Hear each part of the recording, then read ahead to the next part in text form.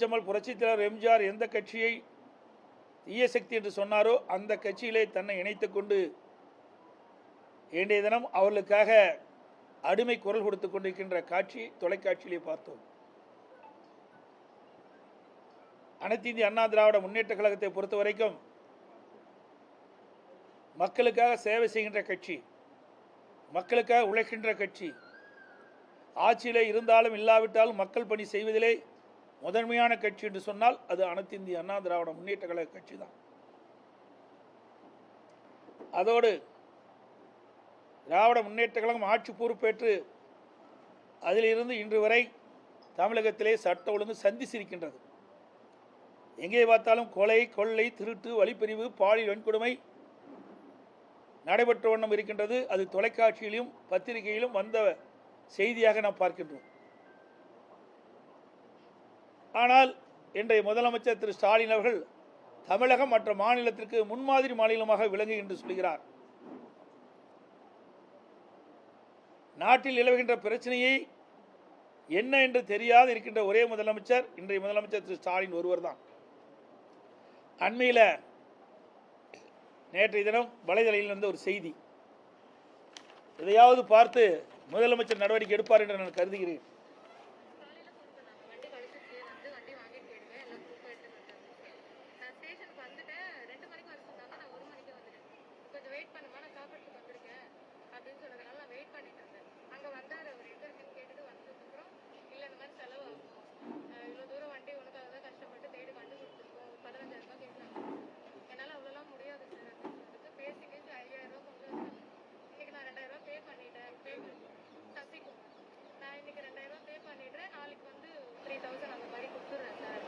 இங்கே வேண்டாம், ஒரு இடத்துல போய் வாங்கிக்கிறேன்னு சொல்லிட்டு ஒரு இடத்துக்கு கூட்டிகிட்டு போனாரு. அங்கே 2000 ரூபா கொடுத்துட்டேன். அதுக்கப்புறம் சரிங்க சார் நான் வண்டி வாங்கிக்கிறேன்னு சொல்லும்போது ஒரு நிமிஷம் நில்லு, நான் உங்ககிட்ட கொஞ்சம் பேசணும், எதனா சொன்னால் தப்பாக நினச்சிக்க மாட்டேன். இல்லை சார் பரவாயில்ல, இவ்வளோ ஹெல்ப் பண்ணியிருக்கீங்க, சொல்லுங்கள் சார். இந்த மாதிரி உங்களை நான் அன்றைக்கி பார்த்தப்பவே உங்க மேலே எனக்கு ஆசை வந்துச்சு, ஆசையாக இருக்குது, நான் எனக்கு கால் பண்ணுறியா எப்படி சொல்லு அப்படின்னு. சார் நான் கால் பண்ணுறேன் சார், வண்டி நீங்கள் தேடி கண்டுபிடிச்சிருக்கீங்க, அதுக்காக தான் வந்திருக்கேன். நான் ஸ்டேஷன் வாங்க போய் பேசிக்கலான்ட்டு ஸ்டேஷன் கூப்பிட்டு வந்துட்டேன். கம்ப்ளைண்ட் அது நான் ஓகே எல்லாம் முடிஞ்சிச்சுன்னு எழுதிட்டு இருக்கும் போதெல்லாம் நீ என்ன இன்னும் எனக்கு பதில் சொல்லலன்னு கேட்டுகிட்டே இருந்தார். அதுக்கப்புறம் வண்டி ஸ்டார்ட் பண்ணும்போது ஓகே நான் கிளம்பிட்டேன் அப்படிங்கும்போது வண்டி நிறுத்திட்டு இப்போ என்ன சொல்கிறேன், எனக்கு அங்கே ரூம் ஃப்ரீயாக இருக்குது, போகலாமா, ஏன் இவ்வளோ பயப்படாது, நான் எவ்வளோ சொல்கிறேன் சார், எனக்கு இந்த மாதிரி பழக்கம் இல்லை சார், எனக்கு பயமாக இருக்குது, நம்ம பேச ஏன் பயப்படுற, வீட்டில் யாருன்னா இருக்காங்களா, யாருமே இல்லைல்ல, நைட்டு வரட்டா, எனக்கு ரூம் இருக்கு அங்கே போகலாமா அப்படின்னு. சார் எனக்கு பழக்கம் இல்லை சார். சரி எதுவுமே வேண்டாம், இங்கே வண்டியில் நான் அங்கே போய் நில்லு, நான் ஒரு இடத்துக்கு வரேன், ஒரே ஒரு முட்டை மட்டும் கொடுத்துட்டு போயிடு, நீ அதுக்கப்புறம் வேணா உங்களுக்கு இஷ்டம் இருந்தால் நீ ஃபோன் பண்ண நம்ம பேசலாம் அப்படின்னு சொல்லிட்டே இருந்தாரு. சரி நான் அது வரைக்கும் நான் வேணாம் சொல்லிட்டு இருந்தேன். ஒரு இடத்துல வெயிட் பண்ணாரு. சரி இதுக்கு மேலே விட வேணாம்னு சொல்லிட்டு எங்கள் அண்ணன் கூடவே தான் இருந்தான், ஆனால் யாரும் தெரியாத மாதிரி இருந்தான். அங்கே வர வச்சு நான் அது ஓகேவே பண்ணல, இருந்தாலுமே அவர் ஃபோன் பண்ணி எடுத்து ரெக்கார்ட் பண்ணி ஃபோன் பண்ணி நாங்கள் ரூம் புக் பண்ணிட்டேன், இங்கே தான் அங்கே வந்துடு அப்படின்னு சொல்லிட்டு. சரி நானும் அவருக்கு ஏற்ற மாதிரி பேசி வந்துட்டு எல்லாமே குடிச்சுட்டாங்க. அண்ணன்லாம் பின்னாடி வந்து எல்லாம் குடிச்சு இப்போ கம்ப்ளைண்ட் கொடுக்கறதுக்கு போயிட்டு.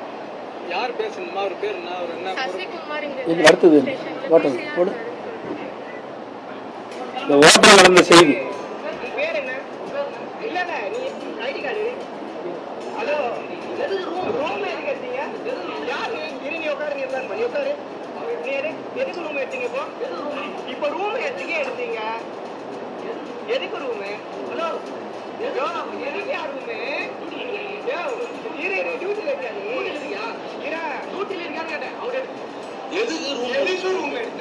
ஹலோ பதில் சொல்லுமா, எதுக்கு ரூம் எடுத்த, என்னவா இருக்கு, நீ என்னவா இருக்கு ஆவடி ஸ்டேஷன்ல, என்னவா இருக்க அது மட்டும் சொல்லு. ரெஸ்பெக்ட் டியூட்டில இருந்தா நீ இப்போ இல்ல எதுவா இருக்கிற, இப்போ அங்க எதுவா இருக்கிற, நீ எதுவா இருக்கிற, சும்மா சாரி போலீஸ்ன்னு சொல்லிட்டு பாரு, என்ன நீ நடக்கிற விஷயமே வேற, இங்க என்னவா இருக்கிறாங்க, என்னவா இருக்கியா நீ அங்க,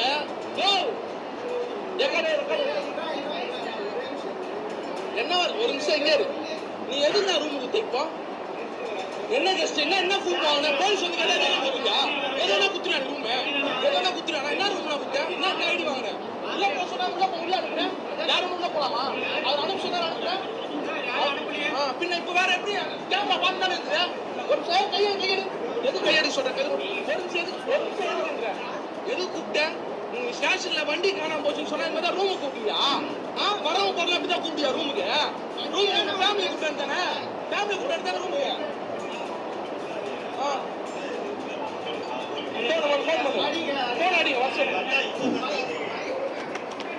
இந்த அளவுக்கு சட்டாளமும் தமிழகத்தில் கெட்டு குட்டிச்சாராகி நாசமாகி போச்சு. இதை பேசுறார் எடப்பாடி பழனிசாமி தூங்கிட்டு இருக்காரு. இந்த அரசாங்கம் தூங்கிட்டு இருக்குது, காவல்துறை தூங்கிட்டு இருக்குது, காவல்துறை பொறுப்பேற்கின்ற முதலமைச்சர் தூங்கிட்டு இருக்காரு, சட்டத்துறை அமைச்சர் கும்பகர்ணம் தூக்கத்தில் இருக்காரு. ஒரு பெண்ணுக்கு நான் ஏற்கனவே ஒரு 3 நாளைக்கு முந்தி ட்விட்டரில் போட்டிருந்தேன். எல்லா பத்திரிகையும் வந்திருக்குது, ஓரளவுக்கு ஒரு சில ஊடகமும் வெளிப்பட்டிருக்காங்க. இந்த ஆட்சியில் பொதுமக்களுக்கும் பாதுகாப்பு இல்லை, பெண்களுக்கும் பாதுகாப்பு இல்லை, அவரவர்கள் பாதுகாப்பு அவர்களே தேடிக்கொள்ள வேண்டும் என்று நான் 3 நாளுக்கு முந்தி வெளியிட்டேன். நேற்று தினம் இப்படி ஒரு நடந்திருக்குது. எவ்வளோ மோசம்! ஒரு பெண்மணி தன்னுடைய இருசக்கர வாகனம் காணவில்லை என்று காவல் நிலையத்திலே புகார் கொடுத்திருக்கிறார். அதை கண்டுபிடித்து விட்டேன் என்று அந்த பெண்ணை அழைத்திருக்கின்றார் ஒரு காவலர்.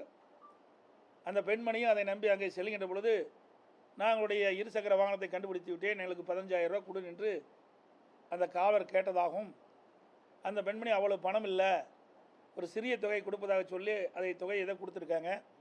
பிறகு அந்த காவலர் இங்கே வந்த செய்தியெல்லாம் உங்களுக்கு தெரியும், அதை என் வாயிலிருந்து சொல்லக்கூடாது, அசிங்கமாக இருக்குது. எப்படி நடந்தா என்பது எல்லாமே அந்த பெண்மணி வலைதளத்தில் அழகாக வெளியிட்டிருக்காங்க, தைரியமாக வெளியிட்டிருக்கிறாங்க. ஆக இந்த ஆட்சியுடைய லட்சணத்தை மக்கள் பார்த்துக்க வேணும். தயவு செய்து ஊடகங்களும் பத்திரிகை நண்பர்களும் இதை முழுமையாக வெளியிடுங்க. இனி இப்படிப்பட்ட பிரச்சனை நடக்கக்கூடாது என்பதற்காக நான் சொல்கிறேன். ஊடக நண்பர்களும் பத்திரிகை நண்பர்களும் நடக்கின்ற செய்திகள், நாட்டில் நிலவுகின்ற பிரச்சனைகள், நாட்டில் நிலவுகின்ற அட்டுழியங்களை, பெண்களுக்கு பாதுகாப்பாக இப்படிப்பட்ட செய்திகள்லாம் வெளியிட்டீங்களா தான் பெண்கள் பாதுகாப்பாக இருக்க முடியும். இனியாவது இப்படிப்பட்ட துயரமான சம்பவங்கள் நடைபெறக்கூடாது என்பதுதான் என்னுடைய நோக்கம். எவ்வளோ மோசமா ஒரு பெண் எப்படி பதறி போய் சொல்கிறாங்க, சிந்திச்சு பாருங்க.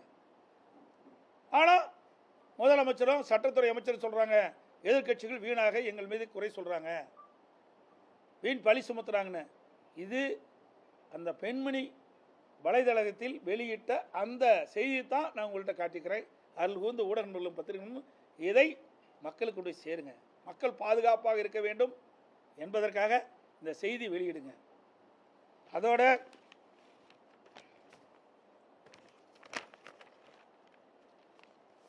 நான் ஏற்கனவே டெல்லி சென்று உள்துறை அமைச்சரை சந்தித்த பொழுது, தமிழ்நாட்டிற்கு தேவையான நிதி பல துறைகள் வராமல் நிலுவையில் இருக்கின்றது, அதை விடுவிக்க வேண்டும் என்று கோரிக்கை மனு கொடுத்தோம். நானும் நாடாளுமன்ற மூத்த கட்சி நிர்வாகிகளும் சென்று உள்துறை அமைச்சர் அவர்களை அவர் இல்லத்திலே சந்தித்து கோரிக்கை மனு அளித்தோம். அதன் அடிப்படையிலே 100 நாள் வேலை திட்டத்திற்கு தேவையான நிதியை ஒதுக்கீடு செய்திருக்கின்றார்.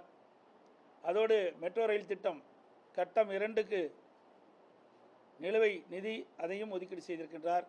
ஜாதிவாரி கணக்கெடுப்பு எடுக்க வேண்டும் என்று அண்மையில் அறிவித்திருக்கின்றார். ஆக நாங்கள் கொடுக்கப்பட்ட சில கோரிக்கைகள் நீங்கள் நிறைவேற்றப்பட்டிருக்கின்றன. நான் ஏற்கனவே சொன்னதை போல ஆட்சியில் இருந்தாலும் இல்லாவிட்டாலும் தமிழ்நாட்டு மக்களுக்கு தேவையான திட்டங்களை செய்வதிலும் தமிழ்நாடு வளர்வதற்கான அடிப்படை நிறைவேற்றுவதற்கும் நாங்கள் எப்பொழுதும் துணை நிற்போம் என்பதை இந்த நேரத்தில் தெரிவித்துக் கொள்கின்றேன். நலிந்தவர்களுக்கு 20% இடஒதுக்கீடு பள்ளியில் மெட்ரிகுலேஷன் பள்ளியில் இது வரைக்கும் நிதி ஒதுக்காதனால ஏப்ரல் 19ஆம் தேதியே அதுக்கான கால்ஃபை பண்ண அறிவிச்சிருக்குன்னு இதுவரை அறிவிக்கல. இதனால பெற்றோர்கள், அதாவது இந்த ஏழை எளிய மாணவர்கள் இருக்கக்கூடிய பெற்றோர்கள் ரொம்ப அவதிப்பட்டுருக்காங்க. இது நிதி இல்லாதனால தான் அப்படின்னு சொல்றாங்க. இதுக்கு என்ன நீங்க கோரிக்கை வைக்கிறீங்க, அதை விரைவாக அமல்படுத்துறதுக்கு? அதாவது அனைத்து இந்திய அண்ணா திராவிட முன்னேற்ற கழக ஆட்சி இருக்கின்ற பொழுது எல்லா துறைகளிலும் சிறப்பாக செயல்பட்டது. அந்தந்த நேரத்திற்கேற்ப அந்த துறைகளில் கவனம் செலுத்தி மக்களுடைய பிரச்சனை தீர்த்து வைத்தோம். இன்றைக்கு திரு ஸ்டாலின் மாடல் ஆட்சியிலே நீங்கள் சொன்ன இப்படிப்பட்ட சம்பவங்கள் எல்லாம் காதிலே வாங்குவதே இல்லை, கவனிப்பதும் இல்லை. ஒட்டுமொத்தமாக மக்களையே அவர்கள் கவனிப்பதில்லை, மக்களுடைய பிரச்சனையிலும் கவனம் செலுத்துவதில்லை. அவர்கள் முழுக்க முழுக்க வீட்டு மக்களை பற்றி தான் கவனம் செலுத்தி கொண்டிருக்கின்றனர்.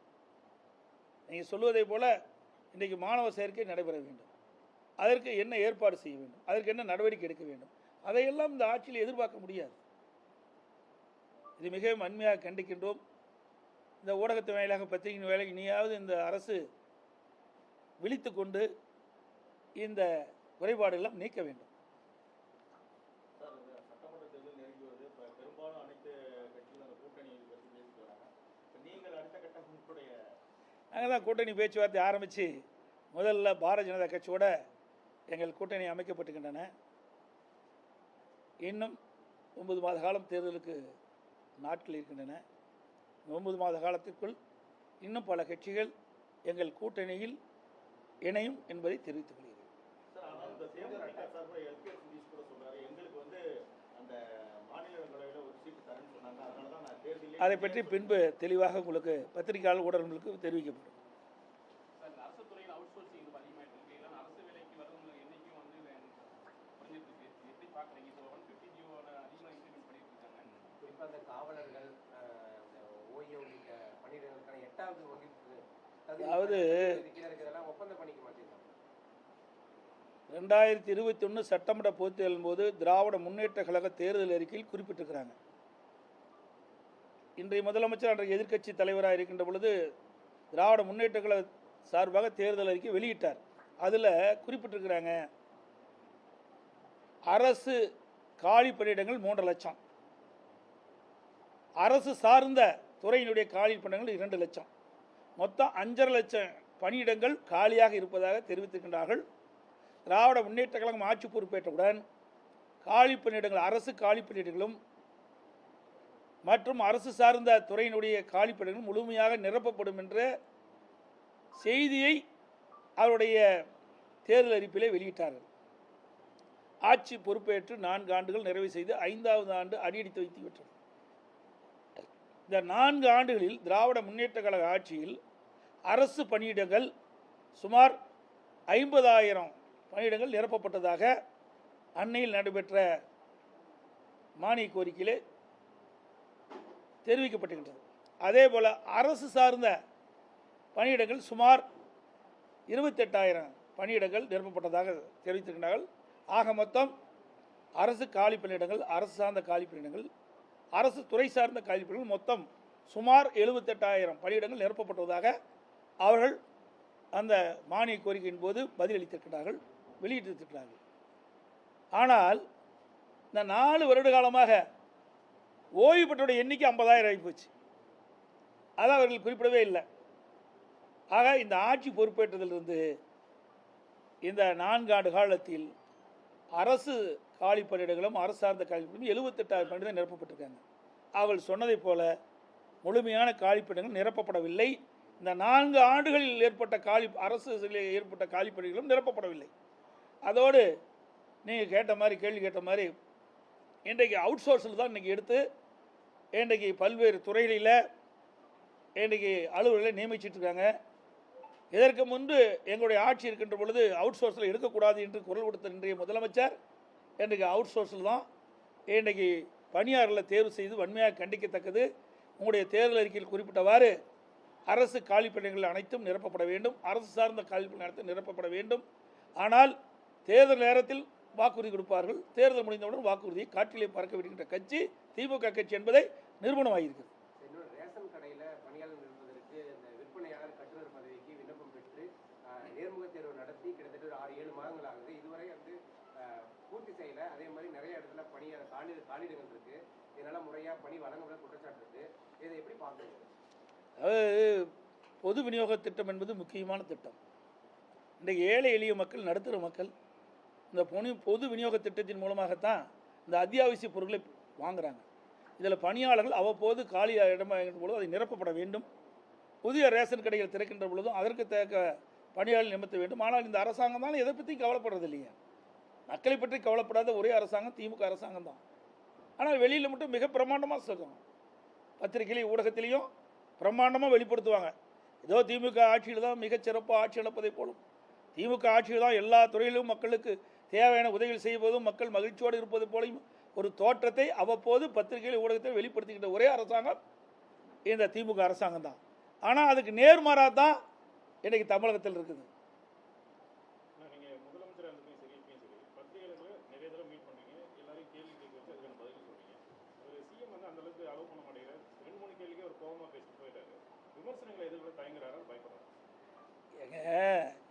இதை அருமையான கேள்வி கேட்டீங்க. சட்டமன்றம் நடக்குது. இவருடைய தேர்தல் அறிக்கையில்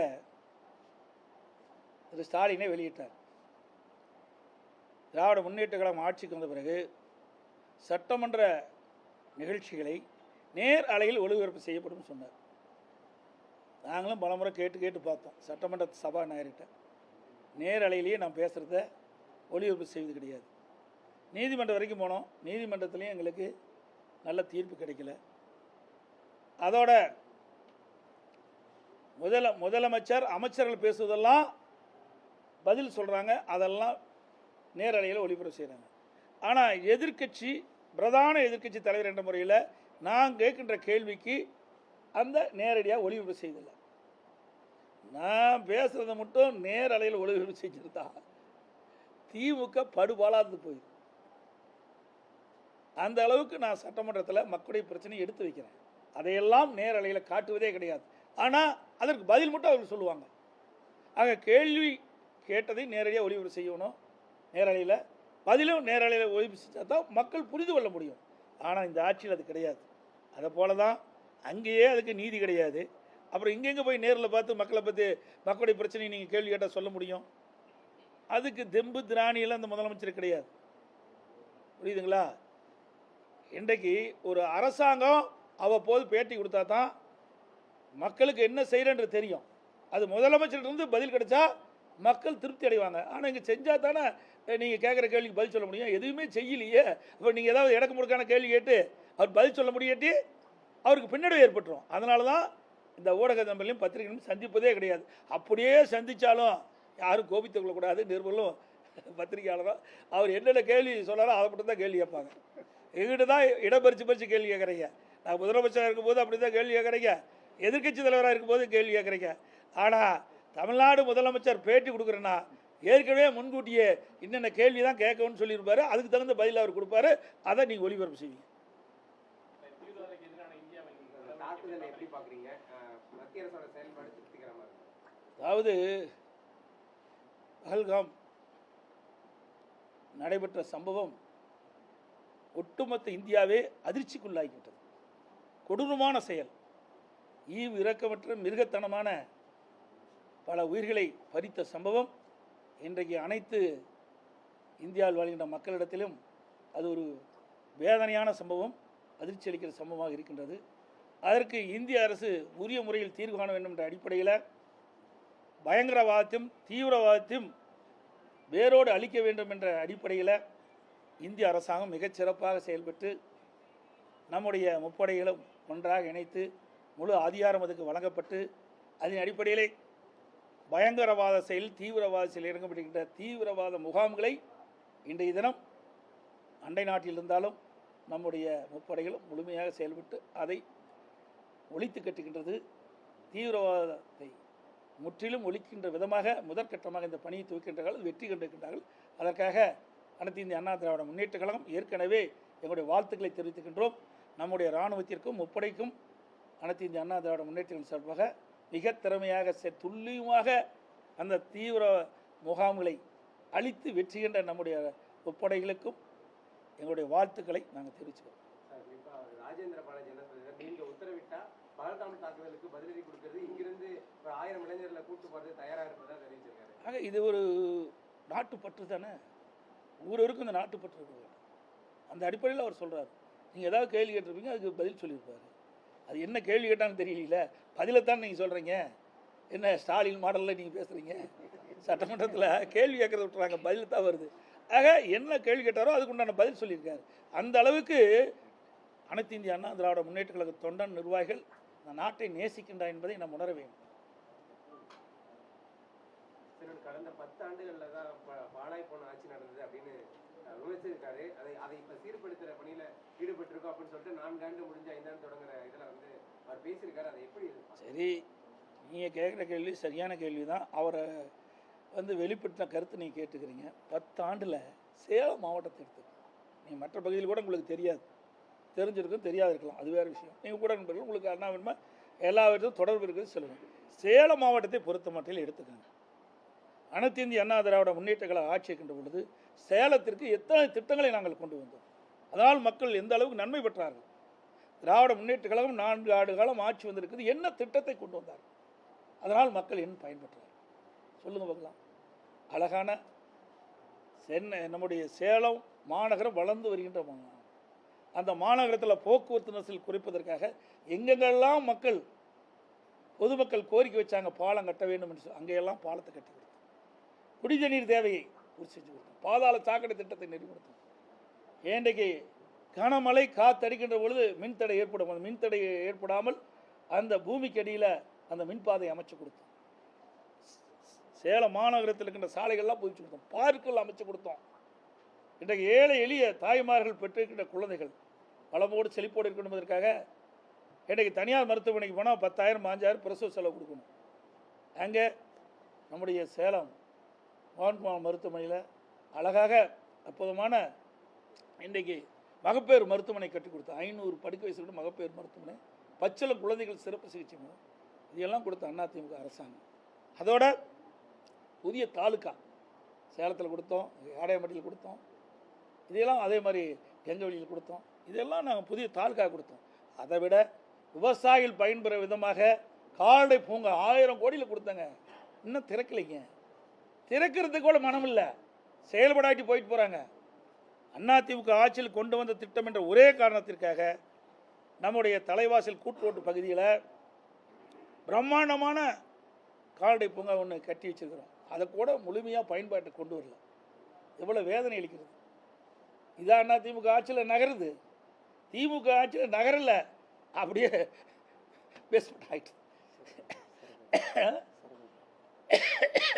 அதே போல் 100 ஏரி திட்டம். இந்த 100 ஏரி திட்டத்தில் வறண்ட ஏரிகளுக்கு 100 நிரப்புகின்ற திட்டம் முதற்கட்டமாக நான் திறந்து வச்சேன். அதுக்கு பிறகு அந்த கொஞ்சம் கொஞ்சமாக ஆம வேகத்தில் நடந்துக்கிட்டு இருக்கு. இன்னும் அது நிறைவேறவே இல்லை.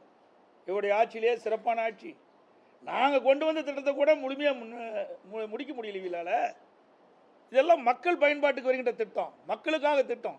அதை கூட அரசியல் காழ்ப்புணர்ச்சியின் காரணமாக அதிமுக ஆட்சியில் கொண்டு வந்த திட்டம் என்ற ஒரே காரணத்திற்காக திட்டத்தில் முடக்கி வச்சிருக்கிறாங்க. இதெல்லாம் மக்கள் பார்த்துட்டு இருக்கிறாங்க. இப்படி ஏராளமான திட்டங்களை நம்முடைய சேலம் மாநகரத்தில் கொடுத்துருக்குறோம். அம்மா மினி கிளினிக் கொண்டு வந்தோம். எவ்வளோ அற்புதம். நம்முடைய சேலம் மாவட்டத்தில் மட்டும் 103 அம்மா மினி கிளினிங்க.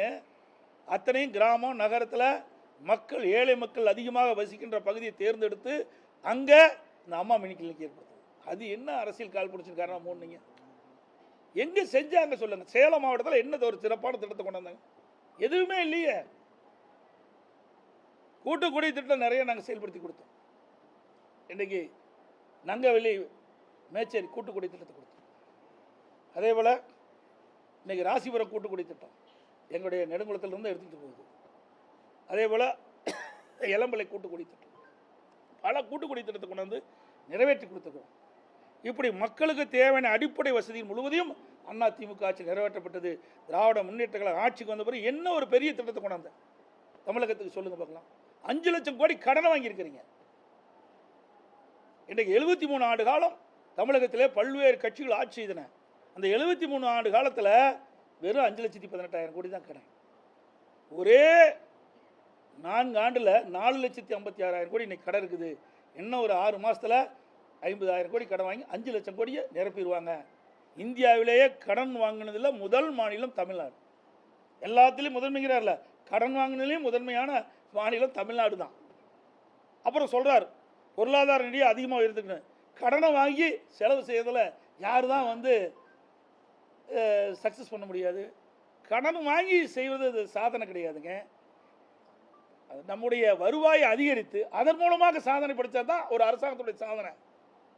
கடனை 5 லட்சம் கோடி 4.5 லட்சம் கோடி கடனை வாங்கிட்டு நான் அது உயர்ந்துட்டு இது உயர்ந்துட்டு சொன்னால் இந்த கடனை யார் கட்டுறது?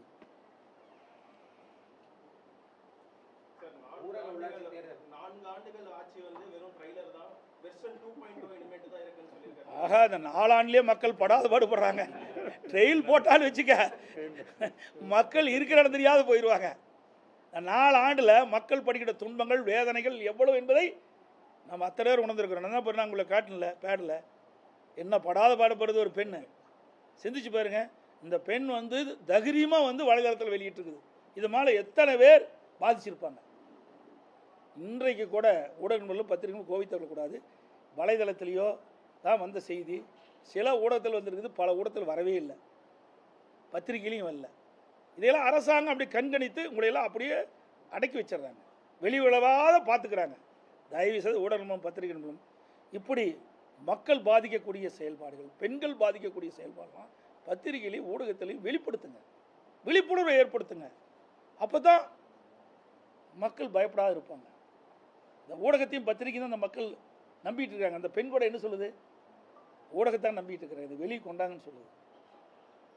எவ்வளோ மனவேதனையோடு அந்த பெண் வந்து தனக்கு ஏற்பட்ட அநீதியை இந்த மக்கள் மன்றத்தில் சொல்கிறாங்க. ரைட். அனைத்து ஊடகங்களுக்கும் பதிலுக்கும் வணக்கம், நன்றி. நன்றி. அனைத்து ஊடகங்களுக்கும் பதிலுக்கும் நன்றி.